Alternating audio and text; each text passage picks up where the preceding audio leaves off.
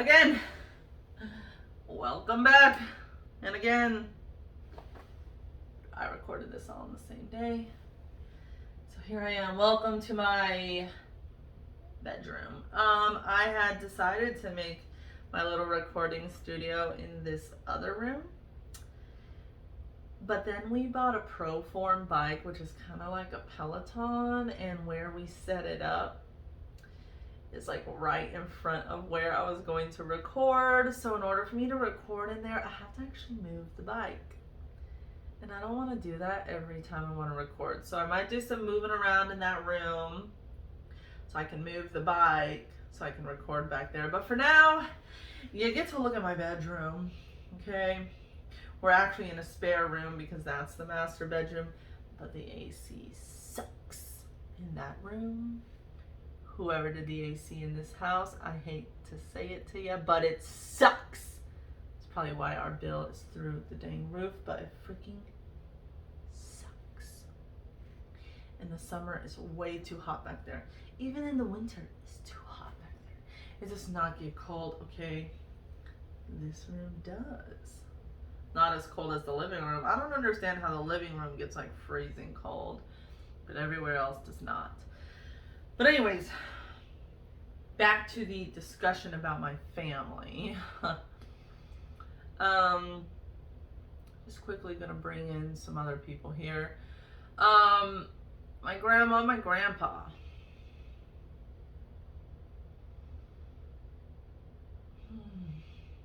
That's always a tough one to talk about because my grandpa is no longer with us and my grandma still is, okay?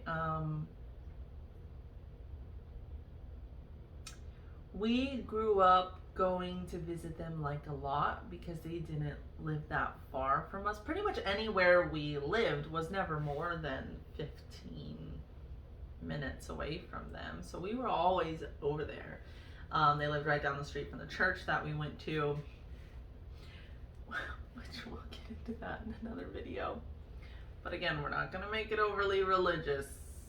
We'll get into it when we talk about the relationships because that's where one of them occurred and it was just a disaster. Okay. So, my grandma and grandpa, I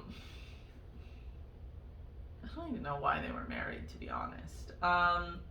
It's probably because in the day and age they got married in, was like those times that like you didn't divorce people, like you just dealt with your shitty marriage, because it's better to be married and it be shit than be in a divorce. Like, I don't understand that mindset. Get the dang divorce if it's going to make you happy, okay? Get out, you know. Obviously, under certain circumstances, I think nowadays people run too quick without trying to deal with their problems, okay? So that's not always the answer. But in their case, they probably should have ended things like a long time ago. And to this day, I will never understand why my uncles like our grandma more than they liked our grandpa. I think it was because our grandpa was a lot more strict than our grandma is, you know? Anyways, my grandma's a massive pushover, but she's the kind that will then complain about it or get upset about it, but then she'll still let you run all over her. And it's like, well, if you just said no, maybe you wouldn't have this problem right now. But you don't say no. You let everybody do whatever they want, and then you get pissed off about it when you could have just damn said no. Like, it's not that hard, okay? But I went through a period of my life where I was like that as well. I didn't say no to anybody. I did anything and everything that everybody wanted me to do because then they liked me. It's a huge problem. Don't do that. Any of you that are watching this right now, if you are a people pleaser, stop it right now. You gotta be more selfish. The only thing that you ever need to worry about your own self. Now, it's a little different if you have kids, but at the same time, you can't help your kids to the capacity that you should be able to help your kids if you are not right with you. Okay? You can't help anybody else in this world if you are not right with you first. Okay? And we'll continue to touch on that as we get through all of these videos. Okay. So my grandpa was a little more on the strict side, a little more on the kind of rude, kind of racist side, okay? It wasn't really until my mom married my stepdad that he was okay with... I'm not trying to be racist, you guys, but just so you guys understand the context of what we're talking about. So my stepdad was black, okay? Like, you know. And it wasn't until then. So my brother's dad is Puerto Rican and black, but he was violent, abusive, in and out of jail, on a lot of drugs, just horrible man, okay? And my grandpa had to deal with that on several occasions. And then obviously, you know, he grew up during the time of segregation and all that jazz, okay? Again, no excuse for that kind of behavior. Just so you guys understand, that was the day and age that he grew up in. That was things he refused to let go of. You know, he passed away at 80 years old, and that was 4 years ago. 17, no, 18, no, so 2017, so like 5 years ago. No, because Lily's only 5. I don't know, it was like 4 or 5 years ago, okay? Anyways, but yeah, but he loved my stepdad. So it was kind of weird, but he enjoyed having him around. He enjoyed my stepdad. Kind of had some slight hatred towards my little brother. It's a different story, because my little brother was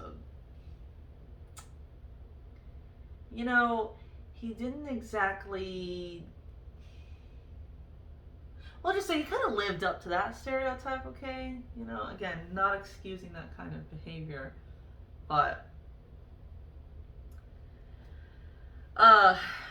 So yeah, being at their household a lot was kind of weird, because my grandma slept in the bedroom in the back on their bed and everything, and my grandpa slept in the living room, and he said it was because the bed hurts his back, so he just slept in the recliner.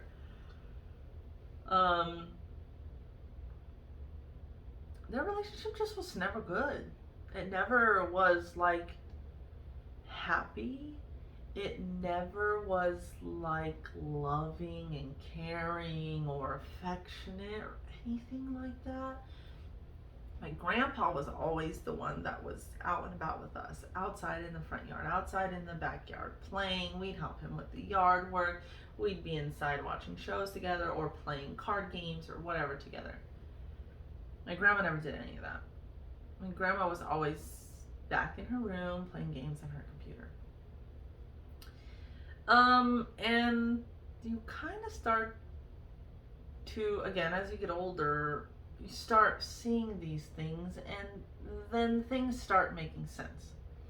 Again, not an excuse for the type of behavior that they all showed us, but it makes more sense as you get older why they behaved that way, why it then passed it on to the next one, and so on, okay? My mom growing up was not affectionate towards us. There was no like emotional connection, except for with my little brother. And that's why we all kind of felt that like he was my mom's favorite, and that our mom loved him the most because she always showed affection towards him. She was always doing things for him. She was always at his games, always just very affectionate and stuff towards him, and we never understood why she wasn't that way towards us.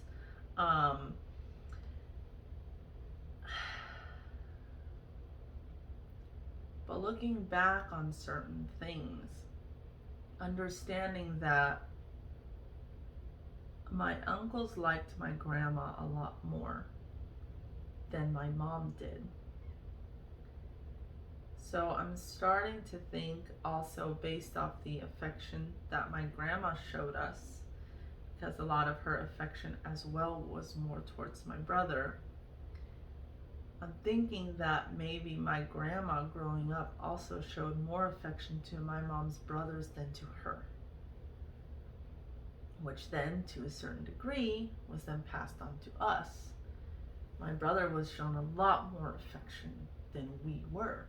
Even if that was not my mom's intention, that's what happened. And I don't know how things were for my grandma growing up, but I know that my Nana, who was 99 when she passed away a few years ago, so that means she was born in like 1917 or some shit, okay? And she had a lot of kids.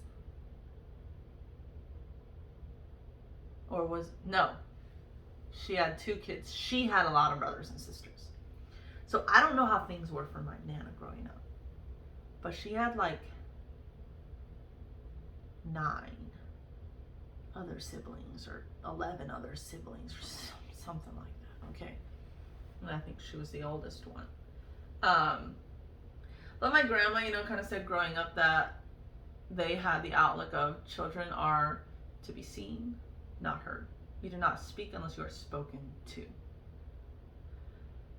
So honestly, probably not a whole lot of affection on that end, okay? But then it's like, you look at my aunt and her family. Well, my great aunt, technically. So my grandma's sister.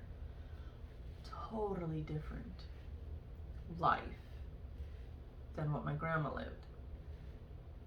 But I do think my grandma is a very bitter person. Instead of taking responsibility for the situation she's in, she just blames everybody, which is the problem that my older sister has. So, with the fact that my grandma probably didn't show my mom any affection, so my mom didn't show us any affection, we all kind of worried that when we had a kid, which I don't have any kids, don't want any kids, that we would be the same way. We were kind of like afraid that if we had kids, what if we weren't affectionate towards them either, because we weren't shown that kind of affection. And it is a valid concern, but being aware of that makes that easier to change, easier to be affectionate and stuff when you are aware of the fact that that is a concern and that is something that you can change. And my sister does really well with showing the girls love and affection and stuff. Let's see. It was a lot different being with my dad than being with my mom. My dad always did a lot of things, like we went camping, we went to dinners, we went to getaways, we went to we just did a whole bunch of stuff. Now, granted, half of it was NA related, but we still did stuff. With my mom, we never did anything. We went 6 Flags once. They promised us 3 years in a row to take us to Disneyland, and we never went. I grew up, born and raised in California, 8 hours away from Disneyland, and never went.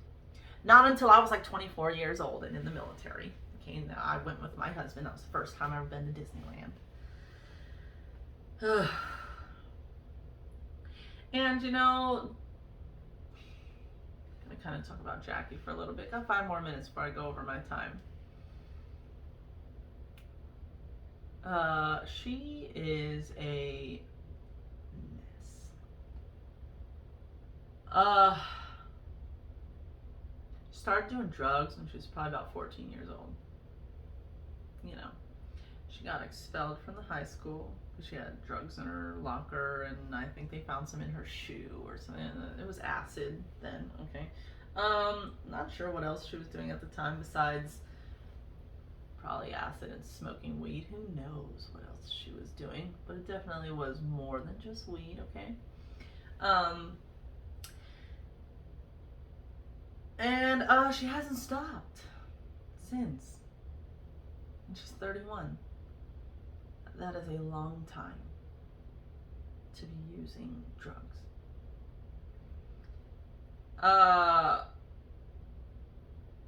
She's not here, okay? She's in another damn universe, okay? She is in her own freaking world. I think she's so out of touch with reality that if she were to get off the drugs, I'm not sure she'd be able to handle it. It's like she's just really gone, okay? Like, and she has these very high and very, very high highs and very low lows, you know? And it's sad because she's an extremely talented individual. But she does nothing but blame everybody else for where her life is right now. You can't do that. You're a grown adult. Now, I always tell people, to a certain extent, can you blame your parents? Sure. Because at a certain point in your life, you didn't have a choice. Well, you had a choice on how you feel and stuff, but you don't know those things as a kid, okay? So, for where you lived, for how you were raised, for what, there's certain things that, yes, you can, to an extent, blame your parents. But the moment you reach that age where you can make decisions for yourself, and you reach that age where you are on your own or whatever, I personally think it happens long before 18, but at that point you cannot blame your parents anymore, because you are in charge of your own life right now. They have no say in what you do with your life right now. And the fact that that is what you continue to do is nobody's fault but your own. But it's easier to blame everybody else. Because then guess what? You don't have to take responsibility for it. You don't have to feel bad about where you're at in life because it's not your fault. Hello? Can you wake up out of your freaking la la land? It is your fault. Okay? You cannot blame anybody else but yourself. You are responsible for how you live your life, how you feel, how you do whatever you want. You can do whatever you want. So why you keep blaming everybody else? You can't. And once you realize that, it becomes a lot easier to live the life that you want to live, because now you're not dependent on somebody else to make the choices for you, because they can't make those choices for you. You make a decision and then you either suffer the consequences or are joyous from the reward, and then you make another decision and you just repeat it over and over and over and you learn and you make better decisions, and you learn and you make better decisions. Okay, that's always learning. Okay, but you can't learn if all you do is blame others. I'm gonna end this video right here. We're probably gonna have one more video on the family dynamic before we jump into some other stuff. I will record that one today. I'll probably stop for today after that one before jumping into the kind of other sections here. So thanks for watching. I hope you enjoy all these random stories about my family. If there's anything you guys want me to dive into a little deeper, then let me know and I'll do it. I will have a video where I do explain the things that I went through during my military career, so you guys can kind of get an idea of what the heck happened then, because